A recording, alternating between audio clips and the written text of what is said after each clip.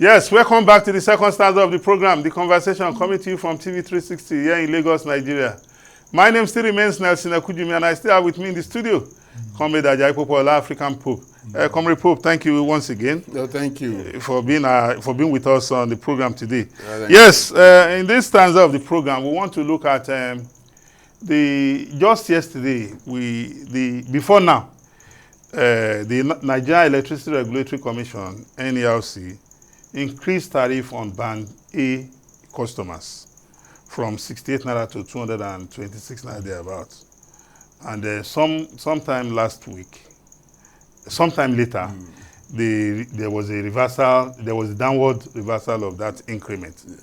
But one was surprised that the organized labor threatened that NLC and the discos should reverse back to status quo.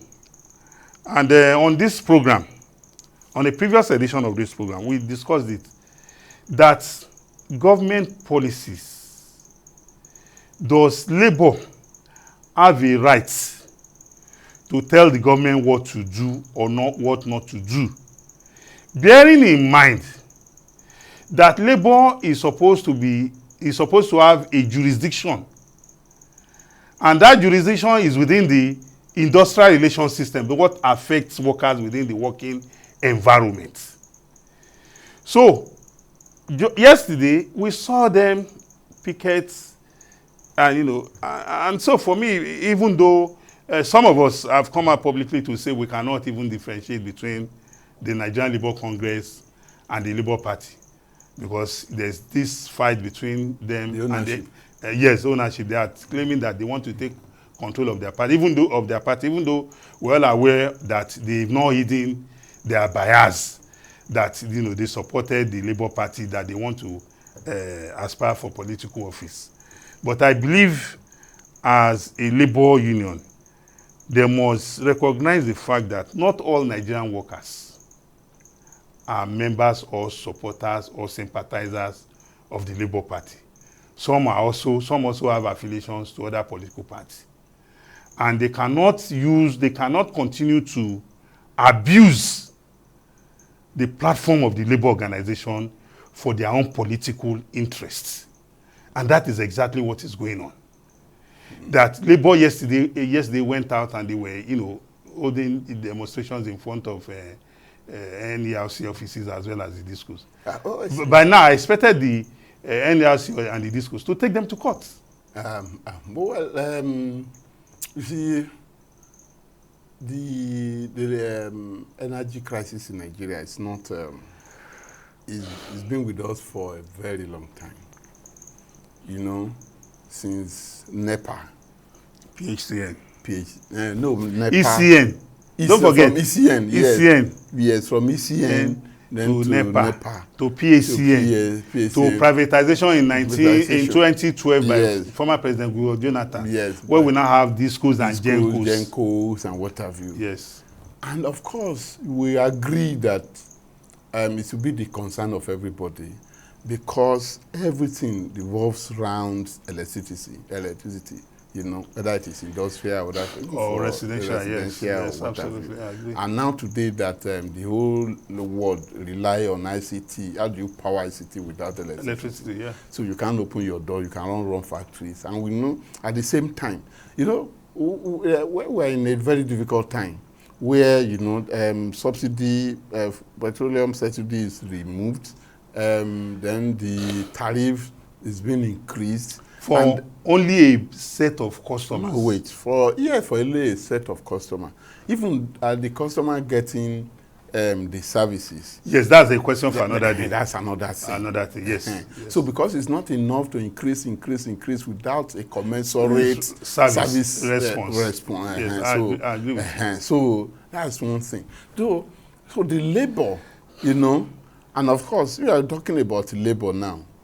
Is it not the workers that are in different, whether in Genco or in NEPA or Disco? Yes. Is it not the same workers that help clients or consumers to bypass meter and what have you? Is it not the same workers that They are involved in electricity thefts. thefts, and even cable removal, transformer, you know, and same workers. So I think it is quite unfortunate that we have to get to this level. And of course, the present Labour leadership I would just advise them to learn how to adopt new strategy of engagement, you know, because it's like everything has to be war, and war.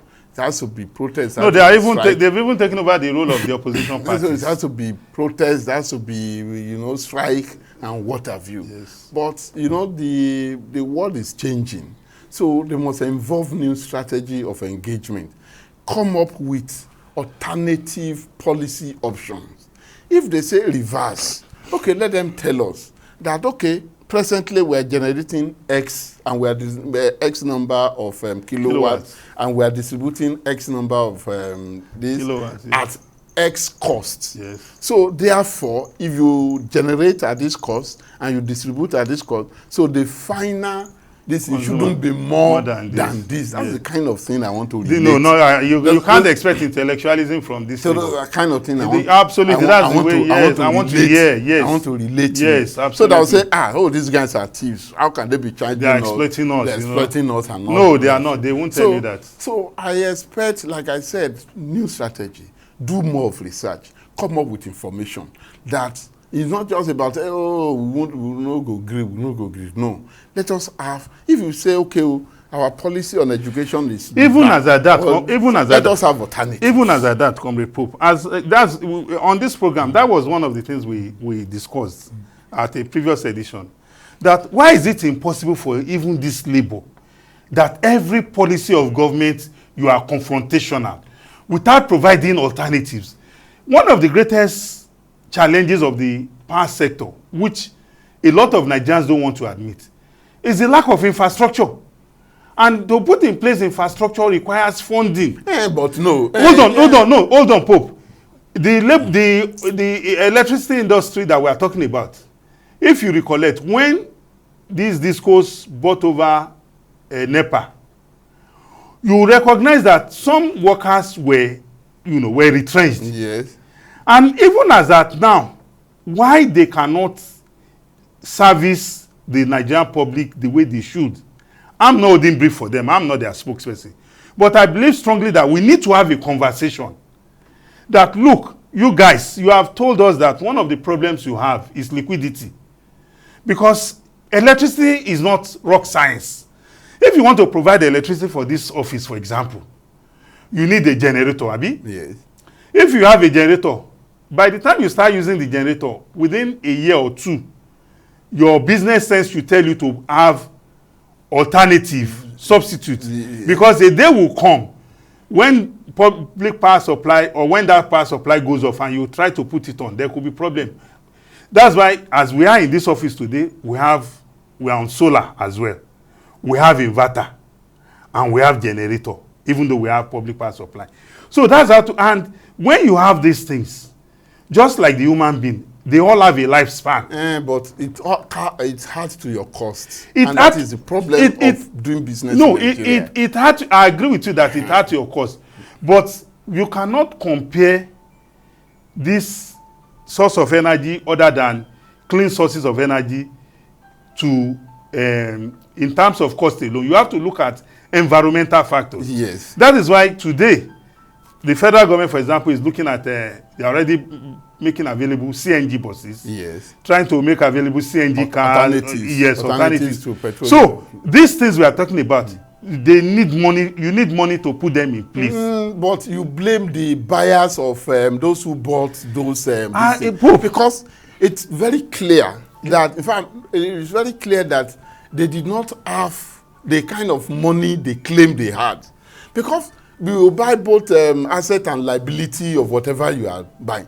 And you agree with me that if you since most of these disco have not erected new pole or bought new wires, it's still the same structure. The structures they met on ground that they're now using to run the. So it's not going to work.